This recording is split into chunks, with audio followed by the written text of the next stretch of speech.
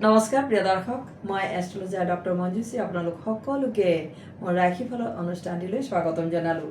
আজি 1947 শকাব্দৰ শাওণ মাহৰ 13 দিন বুধবাৰ, ইংৰাজী 20 জুলাই। আজি সূৰ্যোদয় 4:51:42, সূৰ্য অস্ত যাব 6:08:25। প্ৰিয় দৰ্শক, এইখিনিতে মই জনাবলৈ লৈছোঁ যে জোনাকৰ দৰে উজ্বলি উঠিব আপোনাৰ ভাগ্য। কেৱল এই আঙুলিত পৰিধান কৰক এটি ৰূপৰ আঙুঠি। আপুনি প্ৰায়েই কিছু লোকক সোণ, ৰূপ আৰু তামেৰে নিৰ্মিত বহু ধৰণৰ গহনা বা কিছুমান বস্তু আপুনি পিন্ধি থকা অৱস্থাত দেখিবলৈ পায়। জ্যোতিষশাস্ত্ৰত এই ধাতুবোৰৰ বিশেষ গুৰুত্ব আছে আৰু ঋষিমুনিসকল, যিসকল আমাৰ প্ৰাচীন ঋষিমুনি, তেওঁলোকে যি শাস্ত্ৰ নিৰ্মাণ কৰি গৈছে সেই শাস্ত্ৰত বৰ্ণনা কৰা অৱস্থাটো আমি দেখিবলৈ পাওঁ। সেয়েহে ইয়াৰ গুৰুত্ব প্ৰাধান্য আমি দিবই লাগিব। প্ৰতিটো ধাতুৱে আমাৰ জীৱনত বিশেষ প্ৰভাৱ পেলায়। সেইবাবে আমি জ্যোতিষৰ পৰামৰ্শ অনুসৰিহে এই ধাতু ব্যৱহাৰ কৰিব লাগে বা ধাতুৰে নিৰ্মাণ কৰা বস্তুবিলাক আমি পিন্ধিব লাগে। আমি নিজে নিজে কেতিয়াও পিন্ধিব নালাগে। এগৰাকী দৈবিক আৰু এক্সপিৰিয়েঞ্চ হোল্ডাৰ যিসকল, তেওঁলোকৰ অনুমতি লৈ তেওঁলোকক দেখুৱাই তাৰপিছত আপুনি ধাতু পৰিধান কৰক। আপোনাৰ সকলো সমস্যা আঁতৰ হ'ব, আপোনাৰ কোনো ধৰণৰ ৰিয়েকশ্যনো নহয়, সকলো কামত আপুনি জয়লাভ কৰিব পাৰিব। সদায় আপুনি নিৰোগী হৈ থাকিব, সদায় আপোনাৰ পজিটিভ ইতিবাচক চিন্তাই ভৰপূৰ হৈ থাকিব। আহকচোন তেনেহ'লে ধাতুবোৰৰ বিষয়ে কি কয় আৰু এইবোৰৰ তৈয়াৰ কৰা বস্তু বা গহনা পিন্ধিলে কি লাভ হয়, ধাতুৰ বস্তু আমি পিন্ধি আমি কি লাভ বা কি সুবিধা আমি অৰ্জন কৰিব পাৰিম, সেয়া আমি ইয়াতে ব্যক্ত কৰিম, মই আলোচনা কৰিম। জ্যোতিষত ৰূপৰ সম্পৰ্ক চন্দ্ৰ আৰু শুক্ৰৰ সৈতে জড়িত। চন্দ্ৰ আৰু শুক্ৰৰ ধাতু আমি যদি ৰূপৰ ধাতু বা ৰূপৰ চেইন বা যিকোনো ৰূপৰ আমি আঙুঠিয়ে হওক আমি যদি ব্যৱহাৰ কৰোঁ, চন্দ্ৰ সন্তুষ্ট হয়, লগতে শুক্ৰ সন্তুষ্ট হয়। গতিকে ইয়াক পিন্ধিলে মাতৃৰ সৈতে সম্পৰ্ক মিঠা হয়।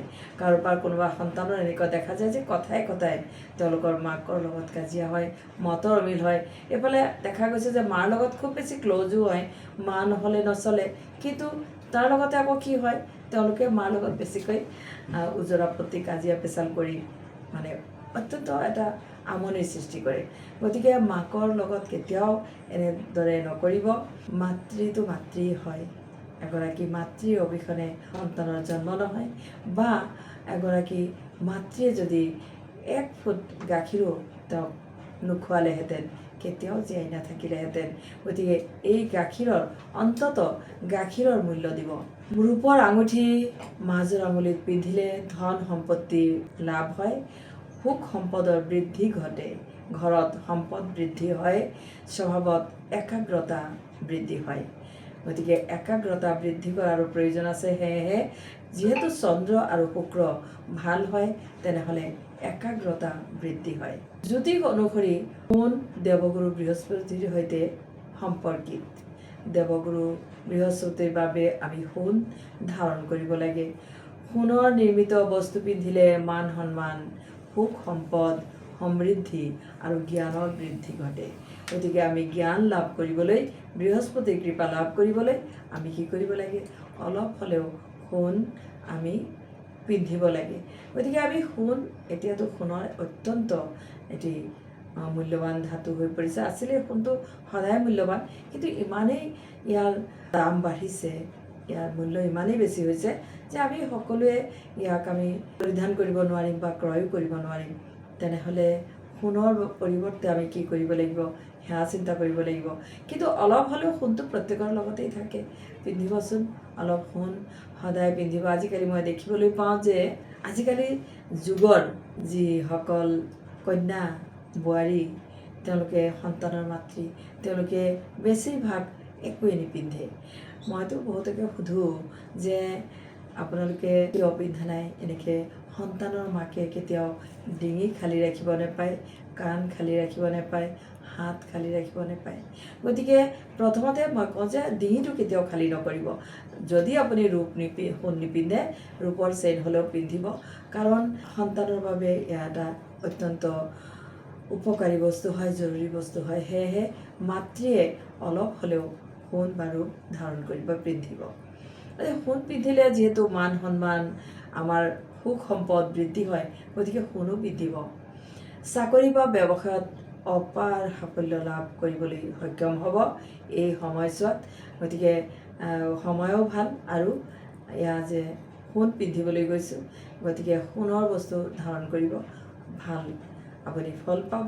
আৰু ইয়াৰ ফলস্বৰূপে মান সন্মান, সুখ সম্পদ, ব্যৱসায় চাকৰি আদিত অত্যন্ত সুখ সুবিধা বৃদ্ধি হ'ব। এইবাৰ মই পিতলৰ কথা কওঁ। পিতলৰ সম্পৰ্ক বৃহস্পতি গ্ৰহৰ সৈতে, কিয়নো পিতলৰ বাচন নহ'লে ভগৱানৰ পূজা নহয়। পিতলৰ বাচনটো অত্যন্ত শুদ্ধ হয়, কাঁহতকৈ পিতলৰ বাচন শুদ্ধ। সেয়েহে আমি যেতিয়া পূজা দিওঁ, ভগৱানৰ পূজা, আমি কি কৰোঁ, পিতলৰ বাচন ইউজ কৰোঁ। গতিকে পিতল ধাতুটো এনেকুৱা বৃহস্পতি গ্ৰহৰ সৈতে সম্পৰ্কিত হয়, তেওঁৰ লগত জড়িত হৈ আছে। পিতলৰ পৰা নিৰ্মিত বস্তু পিন্ধিলে গুৰুৰ কৃপা লাভ হয়। পূজা পাঠ আৰু ধৰ্ম আধ্যাত্মিক উৎসাহ বৃদ্ধি হয়। পূজা পাঠৰ প্ৰতি মনোযোগ বাঢ়ে, ধৰ্ম আৰু আধ্যাত্মিক যি ভাৱ সেয়া জাগৃত হয়, ধৰ্মৰ ক্ষেত্ৰত উৎসাহ বৃদ্ধি হয়, মানুহৰ চিন্তাধাৰা সদায় ধনাত্মক হৈ থাকে। সেয়েহে পিতলৰ বস্তু আমি ধাৰণ কৰিব পাৰোঁ। পিতলৰ বস্তু কিনিবলৈ পায়, অৰ্নামেণ্টছ, মেচিনেৰে গঢ়া যিবিলাক বহুত বস্তু আছে, কিছুমান মালা আছে, মণিমালা, এইবিলাকত পিতল দিয়া থাকে। গতিকে আনিবচোন অলপমান বিচাৰ কৰি। পিতলৰ বস্তু অলপ হয়তো দামটো বাঢ়িব পাৰে, গতিকে পিতলৰ বস্তু, এয়া যে সোণৰ ইমান দাম বাঢ়িছে, তাৰ পৰিৱৰ্তে পিতলৰ বস্তু পিন্ধিব পাৰিব। জ্যোতিষত তামক সূৰ্য আৰু মঙ্গলৰ সৈতে জড়িত বুলি ধৰা হয়। তাম যি ধাতু, সেয়া হৈছে মঙ্গলৰ ধাতু, ৰবিৰ ধাতু। ৰবিৰ ধাতু একেবাৰে সস্তীয়া, গতিকে তাম। গতিকে ৰবি নহ'লে, ৰবিৰ যদি আমি আশীৰ্বাদ নাপাওঁ, ৰবি যদি কাৰোবাৰ জন্মকুণ্ডলীত শুভ নহয়, তেনেহ'লে কিন্তু আমি জীৱনত একো কৰিবলৈ সক্ষম নহওঁ, কোনো ধৰণৰ আমি উন্নতি কৰিব নোৱাৰোঁ, আমাৰ জীৱন আমি আগুৱাই লৈ যাব নোৱাৰোঁ, সাফল্য অৰ্জন কৰিব নোৱাৰোঁ। গতিকে আমি ৰবিৰ, যদি কাৰোবাৰ জন্মকুণ্ডলীত ৰবি অশুভ হৈ আছে, তেনেহ'লে তাম বা তামৰ অলংকাৰ আদি ধাৰণ কৰিব। আটাইতকৈ ভাল হয় তামৰ খাৰু, হাতত অকণ মোটাকৈ তামৰ খাৰু পিন্ধিব, তেনেহ'লে আপোনাৰ যি সমস্যা এয়া নাইকিয়া হ'ব। আৰু সূৰ্য, মঙ্গল আৰু সূৰ্য অৰ্থাৎ ৰবি গ্ৰহ শক্তিশালী হৈ উঠিব। তামৰ পৰা নিৰ্মিত বস্তু আপুনি পিন্ধিলে সূৰ্য শক্তিশালী হয়, গতিকে এয়া এটি শুভ সংবাদ। আৰু লগতে কওঁ, তামৰ ঘটিত পুৱা ভাগত যদি আপুনি সূৰ্যক জল দিয়ে, পানীত অকণমান কি কৰিব, চেনি মিহলাই ল'ব, মিঠা পানীৰে অৰ্ঘ্য দান কৰিব লাগে। সূৰ্যৰ যেতিয়া আমি অৰ্ঘ্য দান কৰোঁ, তেনেহ'লে কেৱল পানী দিলে সূৰ্য সন্তুষ্ট নহয়, তাৰ লগত অকণমান মিঠা বস্তু, গুড় দিব পাৰে। কুঁহিয়াৰৰ ৰস সূৰ্যদেৱৰ আটাইতকৈ প্ৰিয়। গতিকে আপুনি সূৰ্যৰ বাবে, সূৰ্য শক্তিশালী কৰিবৰ বাবে কি কৰিব, তামৰ ঘটিত পানী লৈ মূৰৰ পৰা দিব। আপুনি মূৰৰ ওপৰেদি আপুনি দিব, যেতিয়া আপোনাৰ দৃষ্টি পৰিব সূৰ্যৰ ওপৰত, এই পানীৰ মাজেৰে সেয়া আপোনাৰ যি উৰ্জাৰ সৃষ্টি হ'ব, সূৰ্যৰ যি উৰ্জা আপোনাৰ গাত প্ৰতিফলিত হ'ব, সেয়া অত্যন্ত শক্তিশালী। আপুনি দিনে দিনে পজিটিভ হ'ব। যদি ৰোগী হয়, তেনেহ'লে নিৰোগী হ'ব। আপোনাৰ যদি কামত সফলতা পোৱা নাই, আপুনি সাফল্য লাভ কৰিব। আৰু আপুনি যি উজ্জ্বল ভৱিষ্যতৰ কাৰণে যিসকল সন্তানে চিন্তা কৰিছে, তেওঁলোকৰ উজ্জ্বল ভৱিষ্যতৰ সৃষ্টি হ'ব। ভৱিষ্যতৰ উজ্জ্বল কামনা কৰি সন্ততিসকলে সূৰ্যক জল দিব। জলত অকণমান যিকোনো আপুনি গুড় বা যিকোনো মিঠা বস্তু মিলাই ল'ব, আপোনাৰ মনোকামনা পূৰণ হ'ব।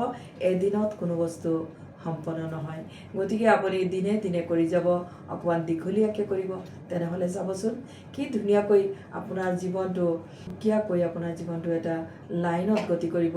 খুব ধুনীয়া আপোনাৰ ডিচিপ্লিনৰ সৃষ্টি হ'ব, আপোনাৰ প্ৰভাৱ প্ৰতিপত্তি আপোনাৰ বাঢ়ি যাব, আৰু আপোনাৰ বন্ধু বান্ধৱ হওক বা আপোনাৰ আত্মীয় স্বজনক সকলোৱে আপোনাক সন্মানৰ চকুৰে চাব।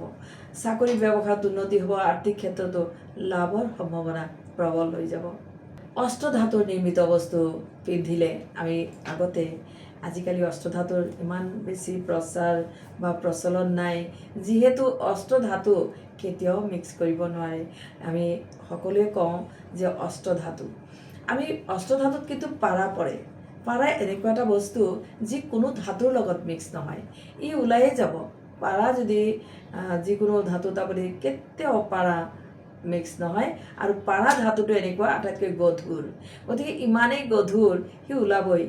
যদি কোনোবাই পাৰা এনেকুৱা হয় যে কেতিয়াবা মুখত সোমাই যায়, যদি পাৰ অলপমানো কোনোবাৰ মুখত সোমাই যায়, পেটত যায়, তেনেহ'লে এই পাৰা যিকোনো ৰাস্তাৰে ওলাই আহিব আৰু এয়া বৃহৎ ক্ষতিৰ সন্মুখীন হয়। সেয়েহে পাৰাৰ ধাতুৰ পৰা সদায় আমি সতৰ্কতা অৱলম্বন কৰিব লাগে। অষ্টধাতুৰে নিৰ্মিত বস্তু যদি আপুনি ধাৰণ কৰে, অষ্টধাতু বেলেগ ধাতু মিলাই পেলাই কৰিব লাগিব, গতিকে জীৱনত সুখ সমৃদ্ধি বৃদ্ধি হয়, মান সন্মান লাভ হয় আৰু গুৰুত্বপূৰ্ণ কামবোৰ বাধা নোহোৱাকৈ সম্পূৰ্ণ হয়। গতিকে আমাৰ যিবিলাক গুৰুত্বপূৰ্ণ কাম সেইবিলাকত বাধা পৰে কাৰণে আমি সদায় চিন্তা কৰোঁ, আমাৰ কামত বাধা পৰিছে, আমাৰ যাত্ৰাত বাধা পৰিছে, আমাৰ হয়তো আমি যি কথা কৈছোঁ সেয়া কথাটো বাধা পৰিছে, আমাৰ কথাবিলাক হয়তো কোনোবাই বাধা দিছে বা কাটিছে, সেয়াতো আমাৰ মনোকষ্ট হৈছে। গতিকে বিভিন্ন ৰকমৰ বাধা আছে জীৱনত, কৰ্ম বাধা, ভূতৰ বাধা, শত্ৰু বাধা, উন্নতিৰ বাধা। গতিকে সকলোবিলাক বাধাৰ আমি যদি সমাধান বিচাৰোঁ, তেনেহ'লে অষ্টধাতুৰে নিৰ্মিত আমি যিকোনো মূল্যৱান যি আমাৰ গহনা সেয়া আমি পিন্ধিব পাৰোঁ। অষ্টধাতুৰে নিৰ্মিত যদি আঙুঠি পিন্ধা যায় বা খাৰু পিন্ধা যায়, তেনেহ'লেও লাভ হয়। আৰু এটা কাম কৰিব পাৰে, মই ইয়াতে ত্ৰিধাতুৰ কথা কওঁ। ত্ৰিধাতু ধৰক আপোনাৰ ঘৰত কোনোবা বেমাৰ, কাৰোবাৰ সদস্য, আপোনাৰ ঘৰৰ সদস্য বা আপোনাৰ যিসকল মুখ্য ব্যক্তিগৰাকী, তেওঁলোকৰ অকণমান অসুস্থতা হৈছে, ভাল হোৱা নাই, কেতিয়াবা অলপ ভাল হয়, আকৌ বেমাৰ লগে লগে আহি পৰে, এটা ভাল হ'লে আন এটা আহি পৰে, তেনেহ'লে আপোনাক মই কওঁ যে ত্ৰিধাতুৰ বস্তু আপুনি পিন্ধিব। ত্ৰিধাতুটো এনেকুৱা হৈছে, ত্ৰিধাতু আপোনাৰ সোণ, ৰূপ আৰু তাম, ইয়াৰে আপুনি এটা খাৰু বনাব। একেবাৰে কম নল'ব, অকণমান সোণো সৰহকৈ ল'ব লাগিব, কমেও 1 গ্ৰাম, ৰূপ আপুনি 2 গ্ৰাম বা 3 গ্ৰাম লৈ ল'লে, আৰু তামো অকণমান বেছিকৈ ল'ব। যিহেতু সোণৰ ইমান মূল্য সেইকাৰণে মই কমাই কৈছোঁ, কিন্তু 1 গ্ৰাম পৰিমাণে ল'বই। তাৰপিছত ইয়াক আপুনি খাৰু বনাব। যদি মহিলা জাতিকা হয়, মহিলাসকলে খাৰু পিন্ধিব। আপুনি খাৰু ধুনীয়াকৈ আপোনাৰ যাৰ ওচৰত আপুনি বনাব, যি কাৰিকৰ, তেওঁ ধুনীয়াকৈ বনাই দিব। খাৰু আপোনাৰ জোখ দিব, জোখত আপোনাৰ তাৰবিলাক ধুনীয়াকৈ মেৰাই ল'ব, এটাৰ ওপৰত এটা ধুনীয়াকৈ মেৰাই পেলাই ধুনীয়া এটা খাৰু প্ৰস্তুত কৰিব। আৰু এই খাৰু যি বেমাৰী, যিসকল বেমাৰত ভুগি আছে, তেওঁক ধাৰণ কৰাব। চাব 2-3 মাহৰ ভিতৰতেই তেওঁ আৰোগ্য হৈ পৰিছে, আৰু এটাৰ পিছত এটা যে লাগি আছিলে বেমাৰ, সেয়া নাইকিয়া হৈছে। গতিকে আৰু আগলৈ এনেধৰণৰ বহুতো কথা লৈ আপোনালোকৰ আগত আহিম। এইখিনিতে মই ৰাশিফল লৈছোঁ। প্ৰথমতে মেঘ ৰাশিৰে ৰাশিফল আৰম্ভ কৰিছোঁ। ব্যক্তিত্ব আৰু মানসিক মনোবলে আপোনাক দিনটোত আমনি কৰিব, অকণমান কষ্ট পাব, সেয়েহে মনোবল বৃদ্ধি কৰিবলৈ চেষ্টা কৰিব। দিনটোত হঠাৎ ভুল সিদ্ধান্ত হ'ব পাৰে, তাৰ বাবে আপুনি সতৰ্ক থাকিব। পিতৃ মাতৃৰ আশীৰ্বাদ লৈ যিকোনো কামত আজি আগুৱাই যাব, সকলো আপোনাৰ হ'ব। সেয়েহে আপুনি পিতৃ মাতৃৰ সৈতে আজি ভালদৰে সময় কটাওক। আৰু প্ৰেমত শুভ দিন, আজিৰ শুভ ৰং সোণালী আৰু শুভ সংখ্যা 5। এইবাৰ বৃষ ৰাশি, যান বাহনৰ গতি আপুনি সীমিত কৰিবলৈ চেষ্টা কৰিব। আজি সৰু সুৰা আঘাত প্ৰাপ্তিৰ যোগ দেখা যায়, সেয়েহে সতৰ্ক হৈ দিনটো পাৰ কৰিব। দিনটোত পানী লগা বা যিকোনো আপোনাৰ ছিজনেল বেমাৰে আপোনাক কষ্ট দিব পাৰে। ব্যৱসায়ীৰ আৰ্থিক উন্নতি হ'ব পাৰে, কিন্তু মাংগলিক কাৰ্যত বাধা পৰিব। বিদ্যাৰ্থীয়ে মন সুস্থিৰ কৰি দিনটো আৰম্ভ কৰিব। আজিৰ শুভ ৰং সেউজীয়া আৰু শুভ সংখ্যা 6 ব্যৱহাৰ কৰিব।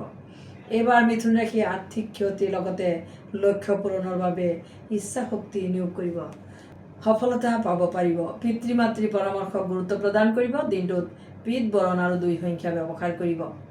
এইবাৰ কৰ্কট ৰাশি, আত্মীয় বন্ধুৰ লগত সুসম্পৰ্ক কৰিবলৈ চেষ্টা কৰিব, কিয়নো আজি আপোনাৰ মনত অকণমান খং ৰাগ বেছি হ'ব। সেয়েহে দিনটোত খং ৰাগ বৰ্জন কৰি সুস্থিৰভাৱে কথা পাতিব। আজি দাম্পত্য জীৱনত শুভ ফল লাভ কৰিব। পত্নী আপোনাৰ সহায়কাৰী হ'ব দিনটোত। বিদ্যাৰ্থীৰ মজলীয়া দিন থাকিব। আজিৰ শুভ ৰং সেউজীয়া আৰু শুভ সংখ্যা 1 প্ৰয়োগ কৰিব।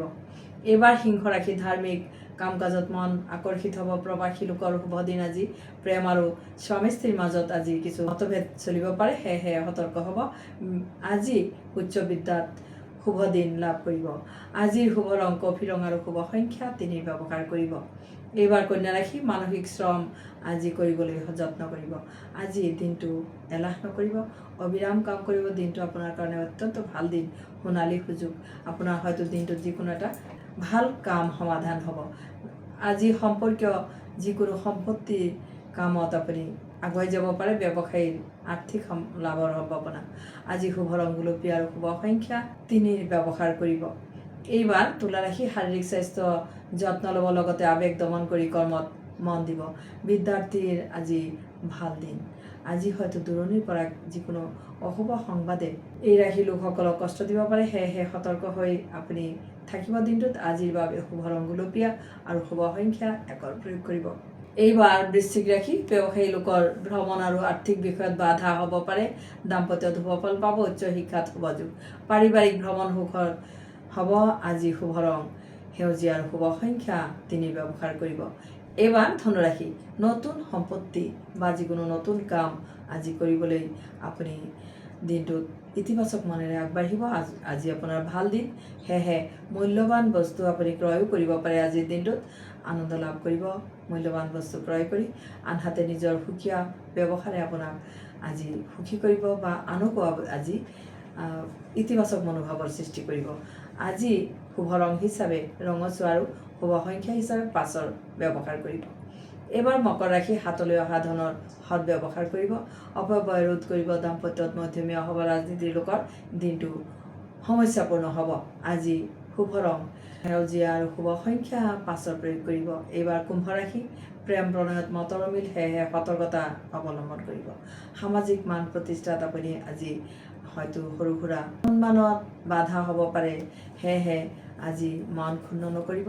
অলপ সতৰ্কতা হৈ দিনটোৰ শুভাৰম্ভ কৰিব, দিনটো পাৰ কৰিব। বিদ্যাৰ্থীসকলে পঢ়াত কিছু বাধা পাব পাৰে, মনোযোগ দিবলৈ চেষ্টা কৰিব।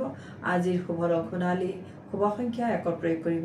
শেষত ৰাশিচক্ৰৰ শেষৰ ৰাশি মীন ৰাশিৰ কথা কওঁ।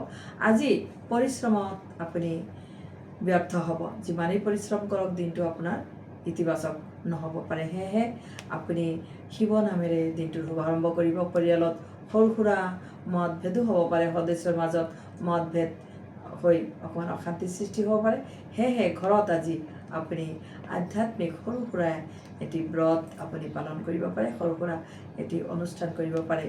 লগতে আপুনি দিনটোত স্থান পৰিৱৰ্তনো কৰিব পাৰে। আজিৰ বাবে শুভ ৰং বেঙুনীয়া আৰু শুভ সংখ্যা 5 প্ৰয়োগ কৰিব।